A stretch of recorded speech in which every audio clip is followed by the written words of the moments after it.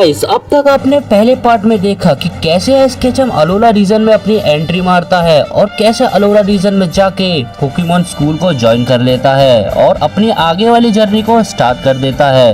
पूरी हिम्मत के साथ टीम स्कल को हराकर कैसे लेजेंडरी पोकेमॉन टापू कोको से मिलकर कैसे एश केचम अपना जी बैंड हासिल कर लेता है और निकल जाता है अपनी एक नई शुरुआत की ओर। अब आगे गार्डियन टापू कोको की चुनौती। गाइस, स्टार्टिंग के एपिसोड में हमें देखने को मिलता है कि कैसे लाना अपने पोप्लियो का बलून बना रही होती है।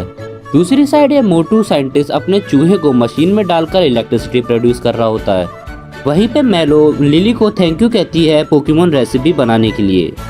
तभी लिली मेलो का पोकेमॉन देखकर डर जाती है।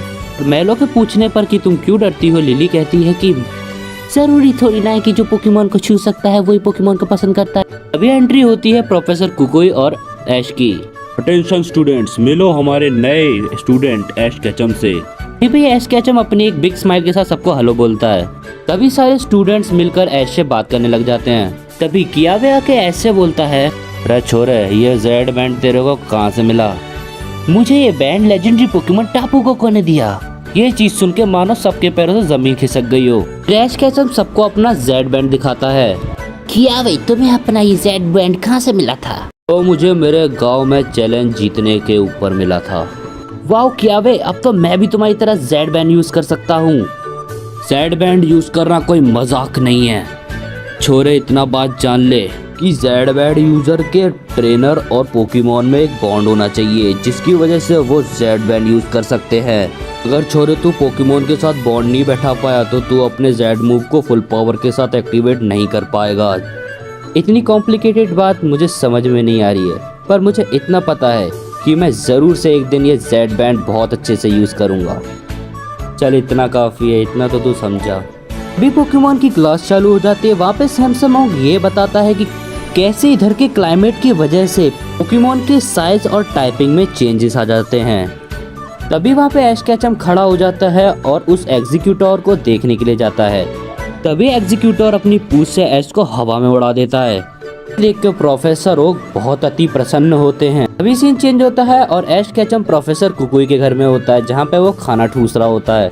केचम अपने पेट में इतनी जल्दी खाना घुसा लेता है कि प्रोफेसर कुकुई भी सोच में पड़ जाता है कि ये क्या किया इसने।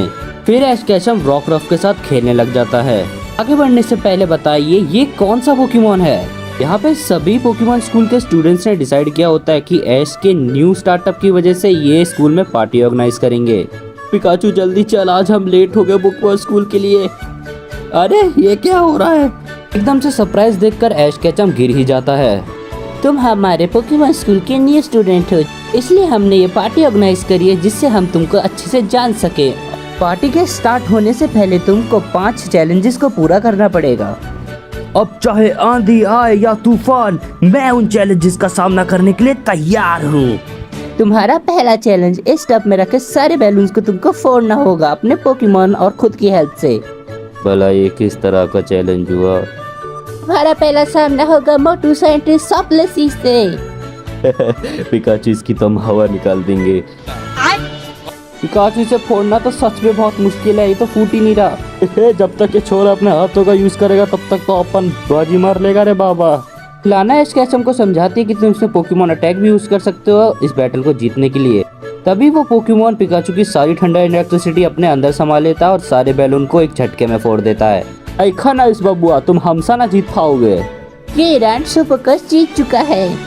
इतनी सारी ऐश केचम दूसरा राउंड लाना और उसके पोकेमॉन पोप्लियो से वाटर रेस में हार जाता है। मतलब एक इलेक्ट्रिक पोकेमॉन को वाटर पोकेमॉन से लड़ा रहे हैं। कितने घने गधे लोग हैं ये।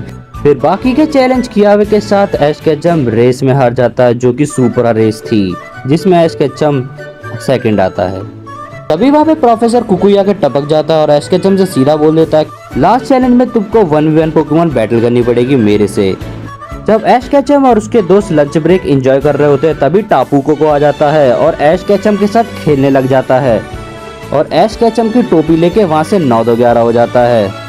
ऐश केचम टापू कोको का पीछा करते करते जंगल के अंदर घुस जाता। सर हमका निकालिए, हम इधर फंस चुका है। अरे तुम कितना खाना खाते हो, कल से डाइटिंग करनी पड़ेगी तुम्हें। इन दी एंड सब टापू कोको के पास पहुंच जाते हैं। वहाँ पे टापू कोको ऐश को सीधा सीधा चैलेंज कर देता है 1v1 बैटल के लिए। तभी सीन चेंज होता है और ऐश केचम टापू कोको के साथ बैटल करने के लिए हाँ कर देता है। फिर वो पिकाचू को थंडरबोल्ट यूज करने के लिए करता है, बट उससे कोई फायदा नहीं होता। पिकाचू फुल पावर से इलेक्ट्रो बॉल, ये क्या, ये तो बहुत आसानी से बच गया। तभी टापू कोको ऐश के पास आके उसे जेड मूव यूज करने के लिए बोलता है और ये कहता है कि ना मुन्ना ना, इन अटैकों से मुझे कुछ नहीं होगा। ऐश केचम को चढ़ जाती है और ऐश केचम यूज करता अपना जेड क्रिस्टल। चलो पिकाचू अपनी पूरी पावर दिखाते हैं, आजा बेटा आजा। अपने अंदर की शक्ति को बाहर निकालते हुए इलेक्ट्रियम सी मैं यूज कर रहा हूँ इलेक्ट्रिक टाइप जेड मूव, या पिकाचू फुल पावर। तभी ऐश केचम और पिकाचू अपने जेड मूव को फुल पावर के साथ फटाक से टापू कोको के सिर पे फेंक के मारते हैं। पूरी पावर से किए हुए जेड मूव के बाद इस धरती का नज़ारा कुछ ऐसा हो जाता है। टापू कोको अपने आप को शेल में बंद करके इसके अटैक से बच जाता है और फिर चले जाता है। तो के ऐश केचम को बोलते क्या ही पावरफुल अटैक था ये। वहीं पर कियाबे बोलता है कि तुम्हारा जेड क्रिस्टल तो गायब हो चुका है, मतलब कि तुम्हारा जेड क्रिस्टल टूट गया है, तुमको न्यू जेड क्रिस्टल हासिल करना पड़ेगा, जो कि हासिल होगा पोकेमॉन टूर्नामेंट या फिर चैलेंजेस करके। जिसको ऐश सुनकर बहुत ज़्यादा एक्साइटेड हो जाता है और कहता है कि मैं फाइनली इस चीज़ को दोबारा हासिल करके रहूँगा। तभी सारे दोस्त मुस्कुरा देते हैं और ऐश केचम को बोलते हैं कि हाँ तुम ये ज़रूर कर पाओगे। तभी यहाँ पे हमारे हीरोज़ की जर्नी एंड हो जाती है और यहाँ पे हमारा सेकंड एपिसोड खत्म हो जाता है। गाइज अगर आपको सेकंड एपिसोड अच्छा लगे तो लाइक कमेंट ज़रूर कीजिएगा।